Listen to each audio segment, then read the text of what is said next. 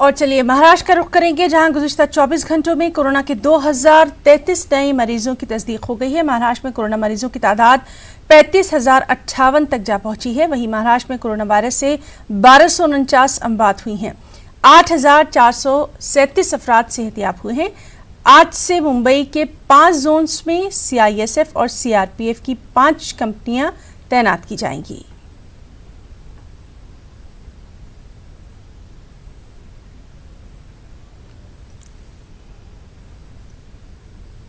और वहीं महाराष्ट्र में कोरोना वॉरियर्स भी बड़ी तादाद में वायरस की चपेट में आए हैं। 24 घंटे में 55 पुलिस एहलकार कोरोना से मुतासिर हैं। इसके साथ ही रियासत में कोरोना मुतासिर पुलिस एहलकारों की मजमूई तादाद 1328 हो गई है। 12 पुलिस एहलकारों की मौत हो चुकी है। 952 पुलिस एहलकारों का इलाज जारी है। इसमें आला अफसरान भी शामिल हैं। और मुंबई के बांद्रा टर्मिनल से रवाना होने वाली ट्रेन के लिए बड़ी तादाद में दूसरी रियासतों के मजदूर पहुंचे। जिन लोगों का नाम पहले से दर्ज था, उन्हें ट्रेन में जाने की इजाज़त मिली, लेकिन इनके अलावा हज़ारों की तादाद में मजदूर बांद्रा जा पहुंचे। इन पर काबू पाने के लिए पुलिस को लाठी चार्ज तक करना पड़ा। ट्रेन की रवानगी के बाद भी लोग स्टेशन पर रुके रहे और ट्रेन को रवाना होते देखते रहे। आखिरकार पुलिस ने उन्हें समझा बुझा कर वापस भेजा।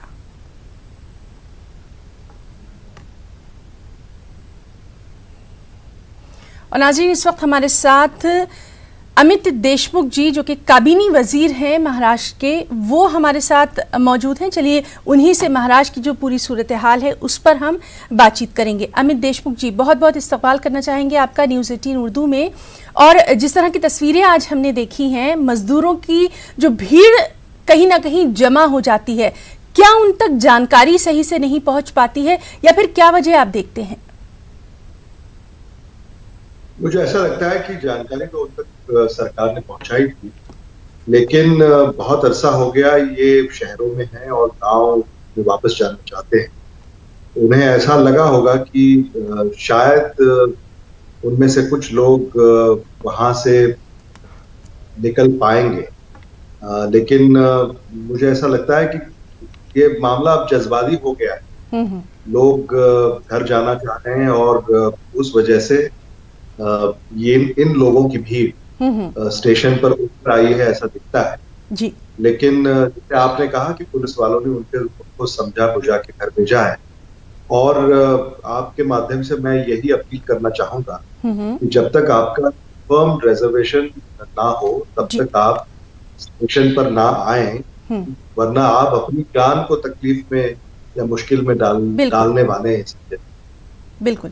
अमित देशमुख जी, तो ये जो भीड़ अचानक उमड़ पड़ती है और लोग जो घरों की जानिब रवाना होने के लिए इतने बेचैन दिखाई देते हैं, तो क्या दूसरी रियासतों के बाशिंदों के लिए वहाँ कुछ खास इंतजामात नहीं किए जा रहे? जबकि शुरू से हम देख रहे हैं कि उद्धव ठाकरे जो हैं तमामतर हालात पर खुद नजर रखे हुए हैं, फिर भी इस तरह की सूरत हाल। मुझे ऐसा लगता है कि जैसे मैंने कहा कि लोग अब बेचैन हो, लोग घबरा गए और ये घबराहट की वजह से ये चीजें हो रही है, ये नकारा नहीं जा सकता। महाराष्ट्र सरकार ने और मुख्यमंत्री उद्धव ठाकरे जी ने हमेशा से ही अपील की है कि आप रास्तों पर ना उतरें, आप पैदल चलते हुए अपने जिले में या राज्य में ना निकलें। बहुत से लोग मेरे ख्याल से छुप छुपाकर भी जाने की कोशिश कर रहे हैं। हमें सबको ये समझना पड़ेगा कि इसकी वजह से हम अपनी खुद की जान खतरे में डाल रहे हैं और जो हमारे साथ है उनकी जान खतरे में डाल रहे हैं। कोविड-19 वायरस ये जो आपदा है इसको हमें समझना पड़ेगा और समझकर ही कदम उठाने पड़ेंगे। मुझे ऐसा लगता है कि लोगों ने जब तक पूरा इंतजामात ना हो तब तक घर से बाहर वो ना निकलें। यही इस पर मेरे ख्याल से इलाज होगा इसका। जी अमित जी, बहुत कुछ महाराष्ट्र गवर्नमेंट की तरफ से किया गया है कोरोना को लेकर और बहुत कुछ किया जाना बाकी भी है। क्या कुछ और खास इंतजामात? महाराष्ट्र में आप जैसे जानती हैं कि कोविड-19 वायरस के खिलाफ ये जो लड़ाई शुरू है, महाराष्ट्र सरकार ने मुंबई से लेकर जिलों तक और तहसील तक ये सारे इंतजामात किए हैं। वो डेडिकेटेड कोविड हॉस्पिटल्स हो, डेडिकेटेड कोविड सेंटर्स हो, डेडिकेटेड कोविड फ्लू सेंटर्स हो। टेस्टिंग भी महाराष्ट्र में लगभग अब 3 लाख के ऊपर आज का आंकड़ा है कि टेस्टिंग हो गई है। भारत में सबसे ज्यादा टेस्टिंग महाराष्ट्र में हो रही है। और हम सबको ये भी समझना पड़ेगा कि महाराष्ट्र में आप जानते हैं कि बड़ी तादाद में लोग विदेशों से महाराष्ट्र में आते हैं। वो मुंबई हो, पुणे हो, नवी मुंबई हो, नागपुर हो जी। और इस वजह से शुरू में ये आंकड़े ज्यादा रहे। और चूंकि महाराष्ट्र सरकार ने ये सारे इंतजामात बड़ी जल्दी से किए, इसीलिए ये आंकड़ा भी मेरे ख्याल से नियंत्रण में है। वरना ये आंकड़े जैसे दुनिया में अमेरिका हो, इटली हो, यूनाइटेड किंगडम हो, स्पेन हो, यहाँ जो आंकड़े बढ़ते हुए हमें नजर आए, उसके मेरे ख्याल से मुकाबले हमारे आंकड़े बहुत ही नियंत्रण में हैं। और कोशिश जारी है जी कि लोगों का इलाज हो, तो जल्दी ठीक होकर घर जाएं। जी। और मुद्दा ये है कि कोविड-19 वायरस की लड़ाई ये अस्पतालों में नहीं है। ये हमें समझना पड़ेगा, क्योंकि ये कोविड-19 वायरस ये शहरों में, गांवों में और इलाकों में इसका फैलाव हो रहा है। जी। जब तक हम इसको इलाकों में नहीं रोकेंगे तब तक इस पर हम बात नहीं कर पाएंगे, क्योंकि अस्पताल में आने के बाद तो इस पर इलाज होगा। वो इलाज तो, लेकिन हमें जिम्मेदारी से हमारा कर्तव्य निभाना पड़ेगा कि हम जिन इलाकों में हैं उन इलाकों में हमारी वजह से इसका फैलाव ना हो। बिल्कुल। और दूसरी बात यह है कि अगर किसी को कोविड-19 वायरस के सिम्टम्स हैं, कोई खांस रहा है, किसी को जुकाम है, किसी को सर्दी है, बुखार है, उसने सरकार की हेल्पलाइन को तुरंत फोन करना चाहिए और उसको सारी जो सर्विस है हेल्थ की, हम उसको घर पहुंच उसको दे रहे हैं। अगर सारा स्क्रीनिंग है, टेस्टिंग है, ट्रीटमेंट है जी, ये सारा महाराष्ट्र सरकार की तरफ से शहरों से लेके गांव तक हो रहा है। जी जी। अमित देशमुख जी, आपसे ये भी जानना चाहेंगे, क्योंकि आप कैबिनेट मिनिस्टर भी हैं, लॉकडाउन 4 में बहुत सारी रियायतें बहुत सारी स्टेट्स ने दी हैं। चूंकि महाराष्ट्र बहुत ज़्यादा सेंसिटिव है कोरोना को लेकर, वहाँ पर लॉकडाउन 4 को लेकर क्या कुछ खास? मुंबई, पुणे, नागपुर, औरंगाबाद, कुछ बड़े शहरों को छोड़कर महाराष्ट्र में बहुत सहूलतें दी गई हैं। अब ग्रामीण इलाका जो है वहां पर लगभग 90% अब ये सारा लॉकडाउन खोल दिया गया। इसका मतलब ये नहीं है कि लोगों ने जैसे हम आमतौर पर जीते थे ऐसा ही जीना शुरू किया जाए। इसमें सोशल डिस्टेंसिंग आपको, फिजिकल डिस्टेंसिंग आपको रखनी पड़ेगी। चेहरे पर मास्क या फेस कवर इसका इस्तेमाल करना पड़ेगा। और हैंड हाइजीन जिसकी बात हो रही है वो उसको बार बार हमें इस्तेमाल में लाना होगा। और अगर घर से काम करें तो घर से काम किया जाए। बहुत ही अगर जरूरत हो तो ही ऑफिस में जाया जाए। मुझे लगता है कि ये जब तक ये कोविड-19 वायरस के आंकड़े ये कम होते नहीं दिखाई देते तब तक ये सारी हमें खबरदारियां लेनी पड़ेगी। लेकिन मैं ये आपको कह सकता हूं कि मुंबई, पुणे और कुछ चंद शहरों को छोड़कर और इन शहरों में भी कंटेनमेंट एरिया जो है वहीं पर मेरे ख्याल से लॉकडाउन 100% किया जा रहा है। लेकिन नॉन कंटेनमेंट एरिया में बहुत सी छूट दी गई है जी। और जैसे केंद्र सरकार ने कुछ शर्तें रखी है, उन शर्तों को मद्देनजर रखते हुए महाराष्ट्र के लॉकडाउन की सारी शर्तें महाराष्ट्र सरकार ने और मुख्यमंत्री उद्धव ठाकरे जी ने रखी। जी अमित देशमुख जी, अब यहाँ पर रियासत को, स्टेट को दोबारा पटरी पर लाने की कवायद भी शुरू हो गई है। ख़ासतौर से अगर हम इकोनॉमी की बात करें तो इकोनॉमी को सुधारना अभी सबसे बड़ा चैलेंज है महाराष्ट्र के लिए। और अगर हम मुंबई की बात करें, औरंगाबाद की बात करें, मालेगांव की बात करें, ये कुछ ऐसे शहर हैं जो सबसे ज़्यादा मुतासिर हैं, इफ़ेक्ट वाले हैं, और यहाँ पर इकोनॉमी को पटरी पर लाने के लिए क्या कुछ ख़ास इंतजाम? पहले तो हमें कोविड-19 वायरस यहाँ से निपटाना पड़ेगा, उस पर बात करनी पड़ेगी, उस पर जीत हासिल करनी पड़ेगी। उसके बाद मुझे ऐसा लगता है इन शहरों को अपने कामों में या कारोबार में ले आना पड़ेगा। लेकिन मैं आपको ये बात कहना चाहता हूँ कि ये अब हम भूल नहीं सकते कि ये जो आपदा है ये दुनिया में हर तरफ, और ये आपदा विशेषतः केंद्र सरकार जी को इस आपदा में बहुत ज्यादा काम करे। स्टेट तो काम करेंगे ही, लेकिन केंद्र सरकार को ज्यादा काम करना है। और केंद्र सरकार अब देश के लिए, राज्यों के लिए क्या करती है, इस पर यह सारा निर्भर होगा। राज्यों का इसमें किसी हद तक ये राज्य अपने पैरों पे तो खड़े होने की कोशिश करेंगे, जी। लेकिन जैसा आप जानते हैं कि जीएसटी अब सारा केंद्र की तरफ जा रहा है, और जीएसटी की ग्रांट जब तक राज्यों को नहीं मिलती तब तक ये काम यहाँ पर नहीं हो पाए। तो केंद्र सरकार ने अब 20 लाख करोड़ रुपए के पैकेज की बात की है जी। अब ये सारा पैकेज जमीन पर कैसे उतरता है ये हमें देखना पड़ेगा। मुश्किलें तो बहुत हैं, लेकिन ये समझना होगा कि ये आपदा राष्ट्रीय आपदा है, और केंद्र सरकार की भूमिका इकोनॉमी रिवाइवल पर भी बहुत ज्यादा निर्भर होगी। महाराष्ट्र की हद तक मैं इतना ही कहना चाहूंगा कि महाराष्ट्र में मैन्युफैक्चरिंग शुरू हो गया है, एग्रीकल्चर शुरू हो गया है, और नॉन कंटेनमेंट एरिया में जल्द से जल्द सारी व्यवस्था फिर से शुरू होगी, इसकी खबरदारी हम ले। जी अमित देशमुख जी, आपने सेंटर की बात की, सेंटर से मदद मिलना चाहिए, और हमने ये भी देखा था कि सेंटर ने अभी बहुत सारे इख्तियारात जो हैं वो स्टेट को दे दिए हैं। और किस तरह की मदद जो है वो आप चाहते हैं सेंटर की तरफ से?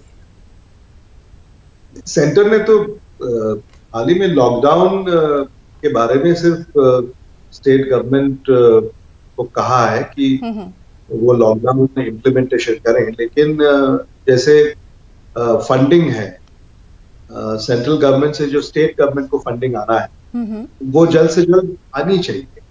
और जितनी फंडिंग आमतौर पर राज्यों को आती उतनी ही या उससे थोड़ी सी ज्यादा फंडिंग इसलिए आनी चाहिए क्योंकि अब ये कोविड-19 वायरस की वजह से, ये सारा लॉकडाउन की वजह से सारा कारोबार बंद है, और राज्य की जो आमदनी थी टैक्स के जरिए से, उसमें भी बड़ी कटौती आई। हर जगह कटौती की बात होती है। अब केंद्र की भूमिका इसमें ज्यादा अहम है कि वो कितना पैसा, कितनी ग्रांट, कितना लोन ये राज्यों को देती है ताकि राज्य इसमें से उभर कर आए। जी बिल्कुल। और यहाँ पर हम ये भी जिक्र करना चाहेंगे, हमारे जो पुलिस के जवान हैं जो हमारी हिफाजत के लिए लगातार लगे हुए हैं, सबसे ज़्यादा हम देख रहे हैं हालिया दिनों में हमारे यही पुलिस के जवान सबसे ज़्यादा कोविड-19 का शिकार हो रहे हैं। इनके लिए, इनको मोटिवेट करने के लिए या इनको मॉरल सपोर्ट देने के लिए हमारे इस चैनल के ज़रिए क्या कुछ कहना चाहेंगे अमित जी? नहीं, मैं तो ये बड़ी दुख की बात है कि कुछ पुलिस अफसर कोविड-19 वायरस वॉर में हमें छोड़कर चले गए। ये महाराष्ट्र सरकार उनके परिवार के साथ इस घड़ी में खड़ी है। जी। सारी मदद भी उनको जो हम कर सकते हैं वो कर रहे हैं। और ऐसी ऐसी परिस्थितियों में जब हम किसी ऐसे दुश्मन से लड़ते हैं जो दिखाई नहीं देता, तब ऐसी चीजों का सामना हमें करना पड़ता है। पुलिस ही नहीं, डॉक्टर, नर्स, टेक्नीशियन, ऐसे कई जो हेल्थ वर्कर्स हैं या फ्रंटलाइन वॉरियर्स, जिसको हम कहते हैं कि कोविड-19 वायरस में फ्रंटलाइन वॉरियर्स जो अपनी जिम्मेदारी निभा रहे हैं, जी। उनको इससे गुजरना पड़ा और कुछ लोगों को हमें खोना पड़ा। ये बड़ी दुख की बात है, लेकिन इससे हम ये सारे सरकार ही नहीं लेकिन आम जनता भी अब समझ रही है कि जिन्होंने हम सब के लिए ये लड़ाई दी, आगे होकर काम किया और कोविड-19 के कुछ लोग शिकार हो गए, उनके प्रति हमारी सद्भावना, आदर ये और बड़ा है और इनके लिए आने वाले दिनों में हम और ज्यादा क्या कर सकते हैं, बिल्कुल, इसकी पूरी कोशिश हम बिल्कुल करेंगे। और इस लड़ाई में और ज्यादा फ्रंटलाइन वॉरियर्स शिकार ना हो, तो इसकी भी हम कोशिश करेंगे कि उनके लिए जो प्रावधान हमें करना है, पर्सनल प्रोटेक्टिव किट हो या पीरियोडिकल कोविड-19 प्रिकॉशनरी टेस्ट हो, ये सारी चीजें हैं और उसमें और ज्यादा गौर करके ये हम हमारे फ्रंटलाइन वॉरियर्स खो न दें, इसलिए जो करना जरूरी होगा हम वो सारा करें। जी बिल्कुल, बहुत सही आपने बात कही है और वाकई में हौसला अफजाई की इस वक्त सबसे ज़्यादा ज़रूरत है। अमित देशमुख जी, ये भी हम आपसे जानना चाहेंगे, टेस्टिंग को लेकर कई बार हमने देखा कि बहुत सारी बातें होती रही हैं। टेस्टिंग जो हो रही है उसमें और कितनी शिद्दत लानी चाहिए? मुझे ऐसा लगता है कि टेस्टिंग, सभी ने कहा है कि ये टेस्टिंग ज्यादा से ज्यादा होनी चाहिए और मैं आपको ये बताना चाहता हूं कि कोविड-19 वायरस जब नहीं था जी। तब महाराष्ट्र में सिर्फ 4 टेस्टिंग लैब्स थी। अब 60 दिनों में हमने इसका आंकड़ा 80 के ऊपर हम ले गए। पहले तो टेस्टिंग बहुत कम होती थी, लेकिन अब लगभग 15,000 टेस्ट हम रोज कर सकते हैं महाराष्ट्र। और अब इसकी जितनी जरूरत है उतने इंतजाम हमने किए हैं, लेकिन टेस्टिंग की पॉलिसी ये सेंटर से तय की जाती है और ये आपदा भी नेशनल डिजास्टर है, नेशनल एपिडेमिक है और उसके तहत सेंटर ने जो भी गाइडलाइंस हमें दी हैं, उस गाइडलाइंस के तहत ये काम चल रहा है। बिल्कुल। और उसके आगे भी जाकर हमने कुछ स्टेट में भी काम किए हैं और इसीलिए आज महाराष्ट्र में कोविड-19 वायरस के आंकड़े अब भी नियंत्रण में है, ऐसा मैं समझता हूँ। जी, और हमारे इस चैनल के ज़रिए, क्योंकि आप हमारे साथ मौजूद हैं, अपना कीमती वक्त निकाल के, आप इस वक्त क्या कुछ मैसेज देना चाहेंगे लोगों को, क्या कुछ ख़ास एहतियात बरतनी, क्योंकि लगातार हम देख रहे हैं अब हमें इसी कोरोना के साथ जीना सीखना पड़ेगा, ये बात बार बार कही जा रही है। मैं ये इतना ही कहना चाहता हूँ कि कोविड-19 वायरस से आपको कौन बचा सकता है, तो वो आप खुद हैं। जब तक आप उसके पास न जाएं, तब तक वो आपके पास नहीं आ सकता।